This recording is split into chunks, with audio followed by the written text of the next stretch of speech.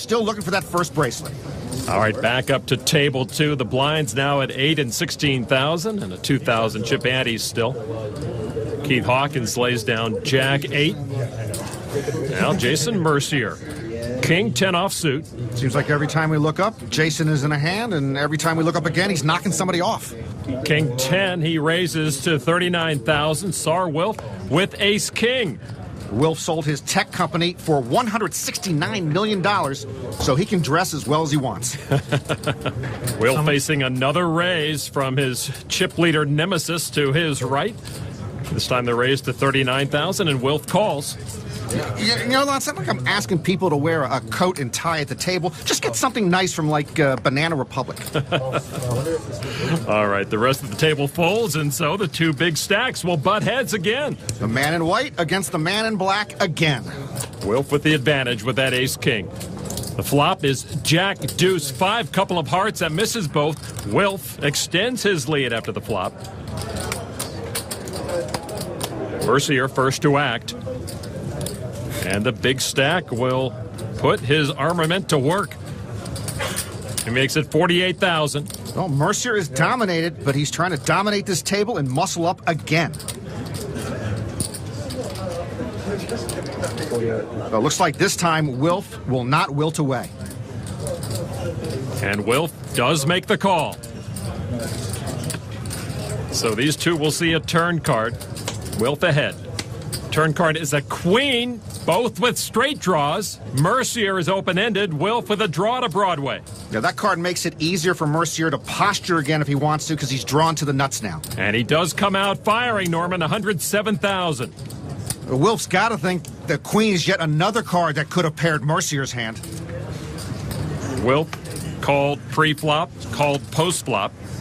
Wilf finished 222nd at the 2009 main event. You know, in The Princess Bride, doesn't the man in black always win? That is true.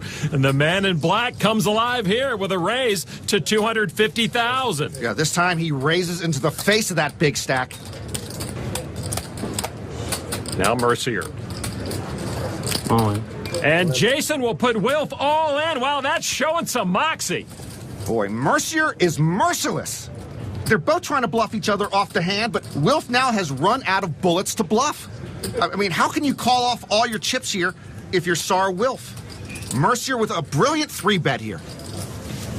Mercier has put almost half his stack into the pot as a big underdog. But he has Wilf covered, and that's where the pressure's coming from. Well, give Wilf credit. I don't think he can call for all his chips here, but he seems to think Ace-King might be good, and it is. Ace-King so intoxicating.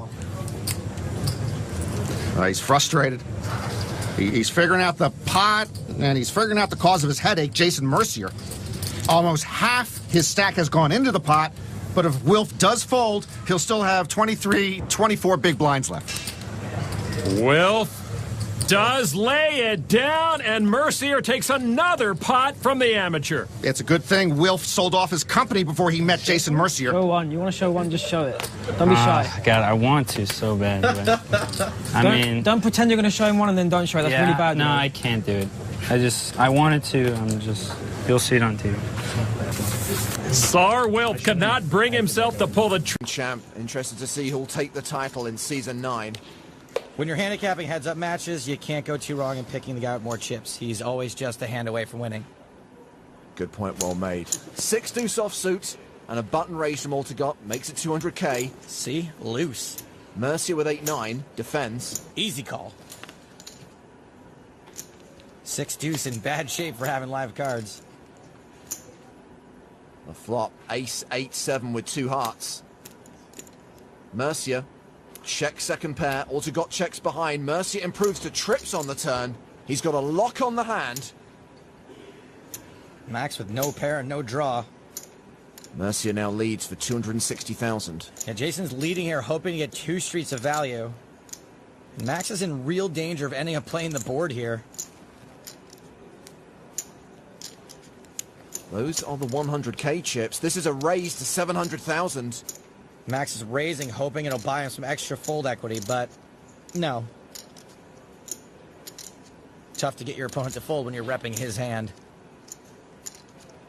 Mercier deciding how fast he wants to play this. He decides just to call. He wants to give Max another chance to bluff the river.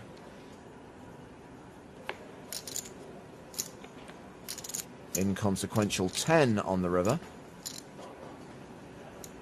Jason checks.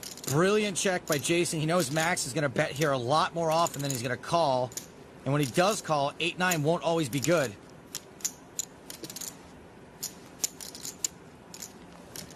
Max bluffs again for just over $1 million. Jason's almost always just calling here. Call. He does just call. And wins a huge pot. That was a super play by Jason. In fact, it was actually super B. Superb. First to speak here, he has 5-6 of diamonds. Under the gun is also the button when you're three-handed, so Pesek's in position. And he is going to raise it. A min raise to 6,000. 10-9 offsuit for Eugene Kachalov. He'll fold. Jason Mercier has 10-3 of clubs in the big blind. Not a very good hand at all. Jason knows Pesek's button range is going to be pretty wide, though. And he will 3-bet to 15,800. Pesek, who's a little embarrassed over his garlic breath, knows Jason knows this as well. So he will call in position. Jason actually bluffing with the best hand here. Well, my guess is he's got plans for this hand after the flop. Well, that flop is ace-5-3 with 2 hearts. A pair of 5s for Pesek, a pair of 3s for Mercier. Jason will probably want to keep repping a big hand. He is counting out chips for a continuation bet. He makes it 11,800. If Jason were 3-betting light pre-flop, he'd have to continue now, which he is, and typically if you flop a piece in a 3-bet pot, you don't fold. Pesek makes the call. Jason might be ready to shut it down at this point. FBI expert Joe Navarro says most players give away mouth tails. It could be what Pesek's trying to cover up. The jack of clubs on the turn, so Mercier picks up a flush draw. This changes things a bit. Jason's equity just went up considerably. Will he fire again? No, he checks. Jason's given up the betting lead, but if Pesek fires, I don't see him giving up a pair and a flush draw. Well, Pesek does fire. He bets 17,000. He does have the best hand. All in. Mercier shoves on him. This is a 6 semi-bluff, and Jason knows his equity's got to be pretty strong here, even if he does get called.